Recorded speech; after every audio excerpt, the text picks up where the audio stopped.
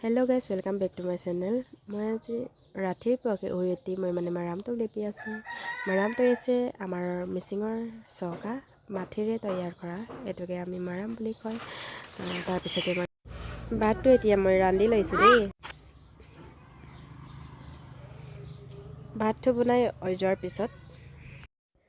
আজি ৰাতিপুৱাকে উঠি বৰালৰ পৰা ধান কেইটা নমাই ললো আৰু ধান মাৰিবলৈ আৰম্ভ কৰিলো দেই চাচনা মই ধান মাৰি আছে আপোনালোকে ধান মাৰি ভাল পায়নে মই ভাল পাওঁ দেই আপোনালোকে যদি ভিডিওটো চাই ভাল লাগিলে তেনেহলে লাইক কমেন্ট শেয়াৰ সাবস্ক্ৰাইব কৰিবলৈ নাপাহৰিব দেই এতিয়া মই ধানটো মাৰি আছো আপোনালোকৰ লগত বাৰু নিজৰ হাজবেণ্ডে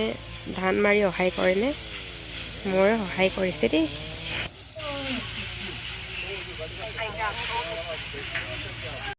ধান মাৰি হোৱাৰ পাছত মই চাহ টকাই লৈছো চাহ টকাই কিনে অকমান মোৰ ছোৱালীজনীৰ কাপোৰ কেইটা আছিলে সেইটোকে ধুই দিলো এতিয়া মই গা পা ধুই কিনে ভাত চব্জি বনাই আছো মই এতিয়া চব্জি চাচো মই আজিৰ চব্জিটো মাটিমাহ চব্জি বনাইছো দেই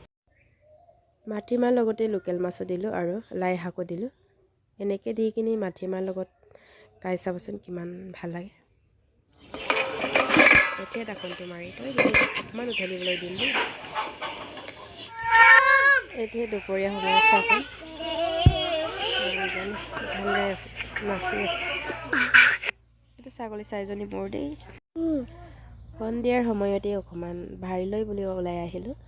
ইয়াত মানে আমাৰ জলকীয়াৰ বাগান দেই এতিয়া জলকীয়াৰ বাগানলৈ কিয় আহিলো বুলি ক'লে মানে ইয়াত বন আছে বনকেইটা গুচাবলৈ আহিলো এতিয়া মই বনকেইটা গুচাই লওঁ ডাঙৰ ডাঙৰ বন ইমান আছে চাওক এতিয়া মই বনকেইটা গুচাই দিছো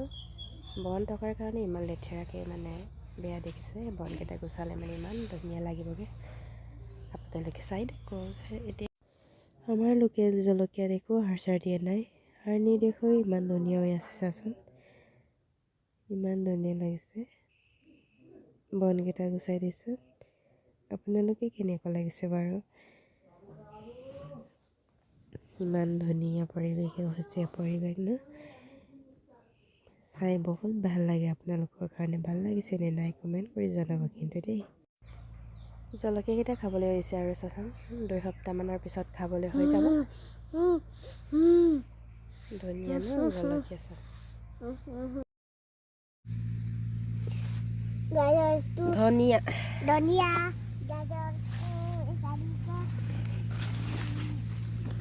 থিয় দেই এইটো থিয় মই এতিয়া অকমান বইল কৰিবৰ কাৰণে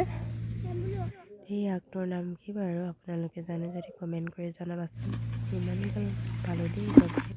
মই ভিডিঅ'টো ৰাখিছো আৰু দেই বাই বাই